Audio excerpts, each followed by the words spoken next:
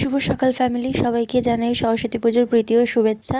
আজকে দ্বিতীয় ভ্লগ এটা আমার, পুরোটা আজকের দিনটা কেমনভাবে কাটালাম সেটা নিয়ে। Hello everyone, good morning. তৃষাজ লাইফস্টাইলের নতুন একটা ব্লগে তোমাদের সবাইকে স্বাগত। সো আজকে সরস্বতী পুজো, শুভ সরস্বতী পুজো সবাইকে, বা হ্যাপি সরস্বতী পুজো সবাইকে।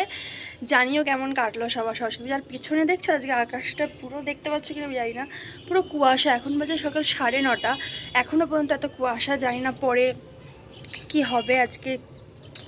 সো আজকে সারাদিন আমি কী করি সেই ব্লগে তোমাদের সাথে শেয়ার করব। তাই জন্য সকাল সকাল ব্লগটা অন করার। এখানে আমি স্নান করে চলে এসেছি স্কিন কেয়ার করে। তো চলো দেখি আজকে সরস্বতী পুজোর স্পেশাল সকালে কি ব্রেকফাস্ট হচ্ছে, চলো দেখাই। ফার্স্ট সরস্বতী পুজোর সকালের, ও মা তাকাও তাকাও। মা এখন ফ্রাস্ট্রেটেড, গ্যাস শেষ হয়ে গেছিলো, আবার গ্যাস আনা হয়েছে। সো এই হচ্ছে আমার ব্রেকফাস্ট। চলো একবার ব্রেকফাস্ট করে দেখা হচ্ছে। সো আজকে সরস্বতী পুজোর দিন সকালবেলা ঈশানের আজকে হাতে খড়ি হলো, আমাদের সোনা পাপানের। ও স্কুলে ভর্তি হয়েছে বাট ও মুখে পড়ে লেখে না।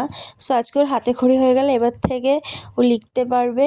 ওকে একটাই ব্লেসিংস দেওয়ার আছে, খুব বড় হও, ভালো থাকো, সুস্থ থাকো, আর খুব ভালো মানুষ তৈরি হও। এই স্টার্ট পড়াশুনোর জার্নি, এখন চললো অনেক দিন। সো যাতে সেটাও কন্টিনিউ করতে পারে এই আশীর্বাদই আপনারা সবাই করবেন। ও খুব মিষ্টি, খুব জলি, ও যেন সারা জীবন এরমই থাকতে পারে। তোমাকে এটাই জানার ঈশান, সোনা পাপা, লাভ ইউ। তো এই যে আমার সরস্বতী পুজোর শাড়ি, যেটা আমি পরবো, শাড়িটা কালারটা এরকম ফোনে লাগছে কেন আমি জানি না।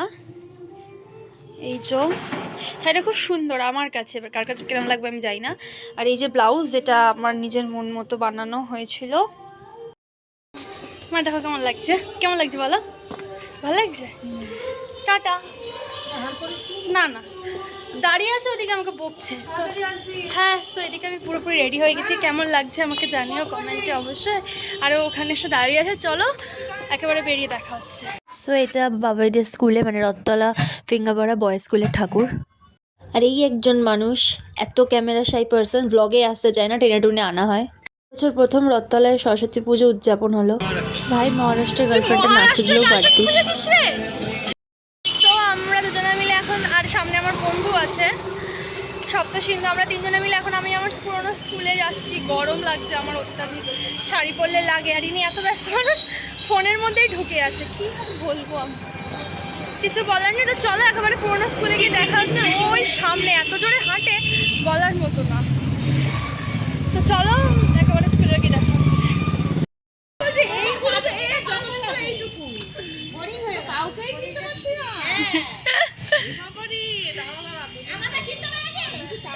সুন্দর সুন্দর সরস্বতী মা।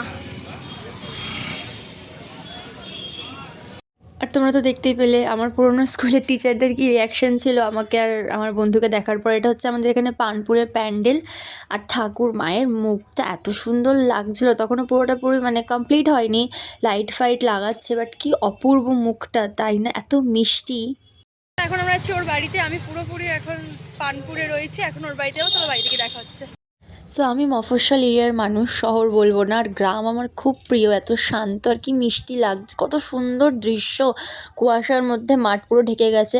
তারপর গিয়ে মানে অনেক বলা সত্ত্বেও আমি খেতে বসে যাই। ওখানে খিচুড়ি হয়েছিল, বেগুন ভাজা হয়েছিল, আমার পেট পুরোপুরি ভরা ছিল। আমার এখানে খাওয়া দাওয়া একদম পুরো কমপ্লিট। আর এখন লিপস্টিক মেকআপ কিছুই তুলিনি, এখন একটু রেস্ট নেবো। আমি আবার সে বিকেলবেলা বেরোবো। আমি এই বাড়ি রয়েছি।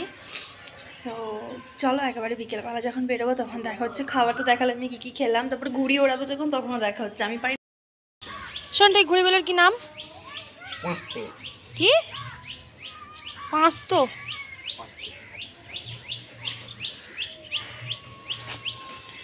ঘুড়ি ওড়াচ্ছি,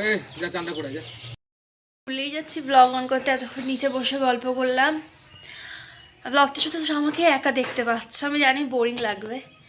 একটু পর সবাই আসছে, তখন সবাইকে দেখতে পাবে। ও গেছে এখন ঘুড়ি ওড়াতে, ওরা তারপরে আসুক, দেখা হচ্ছে। আমি এখন একটু শোবো, রেস্ট নেবো, খুব টায়ার্ড লাগছে। সো একটু পরে আরও অনেক কিছু করবো, মায়ের সাথে গল্প ঢালবো, তখন শেয়ার। বাড়িতে এই জিনিসটা নতুন বসানো হয়েছে, বাট আমি জানতাম না। জাস্ট দেখো কত সুন্দর, কি সুন্দর গোলাপগুলো। আজকে বিকালের সাজে এটা আমার অ্যাড হবে মাথায়, গোলাপ। এখানে আরেকটা রয়েছে, কাঁটার জন্য আমি হাত দিতে পারছি না। এই যে বাহ, খুব সুন্দর লাগছে। সো ঘুমিয়ে উঠে আমার এতটাই লেট হয়ে গেছিলো যে তাড়াতাড়ি করে রেডি হয়ে আমি, বাবাই, আমাদের আরও 3টে বন্ধু একদম আমাদের স্কুলে চলে যায়। এটা আমাদের স্কুল, বিশাল বড় করে স্কুলে রাত্রিবেলা প্রোগ্রাম হয় আজকের দিনে। এটা স্টেজ, যেখানে এখন গান গাওয়া চলছে। যারা যাও তারা তো জানোই কত বড় প্রোগ্রাম হয়। এটা হচ্ছে আমাদের পুরো স্কুল, এটা আমার গর্ব, নৈহাটি নরেন্দ্র আমার গর্ব। সো তারপর আমি এখানে ওদেরকে দেখাচ্ছিলাম কোন ক্লাসরুমটাতে আমরা বসি সবাই মিলে। আমার অনেক বন্ধু বান্ধবের সাথে দেখা হয়েছে, বা তাদের সাথে ছবি তোলা হয়নি, মানে ছবি তোলা হয়েছে সরি, ভিডিও করা হয়নি, সো আমি অ্যাড করতে পারিনি। আর প্রচুর সবার সাথে দেখা হয়েছে। আর এটা হচ্ছে এক্সিবিশন, ছোটোখাটো বাচ্চা বড় সবাই নিজের হাতে এঁকে নানা রকম জিনিসপত্র বানিয়ে এখানে রেখেছে। আর কত মানুষের ক্রাউড হয়েছিল আজকে বলার মতন। আর কি সুন্দর সুন্দর পেন্টিং, দেখেই জাস্ট চোখটা জুড়িয়ে যাচ্ছে। হয়তো এর জন্যই সবার সেরা নৈহাটি নরেন্দ্র বিদ্যানিকেতন। শিল্প, সংস্কৃতি, কালচার, এই সব দিক থেকে আজ এনএনবি এগিয়ে, হয়তো এই ছোট্ট ছোট্ট প্রচেষ্টাগুলোর জন্যই। বলে না বিন্দু দিয়ে সিন্ধু তৈরি হয়, হয়তো কথাটা ঠিক। আর এটা হচ্ছে আমাদের সরস্বতী মা। কেমন লাগছে বল এবার? তোমার কেমন লেগেছে? দেখা যায়নি। তো তারপর চলে এসে আমরা একটু বিরিয়ানি খেয়ে নিই, আর অমিত খাচ্ছিল এগরোল। সো খাওয়া দাওয়া করেও বাড়ি চলে যায়। ওই যে সরস্বতী ঠাকুর, কালকে যখন মুখ খুলবো তখন দেখা হবে। এখন গুড নাইট, টাটা। ব্লগটা ভালো লাগলে like, share, comment and subscribe.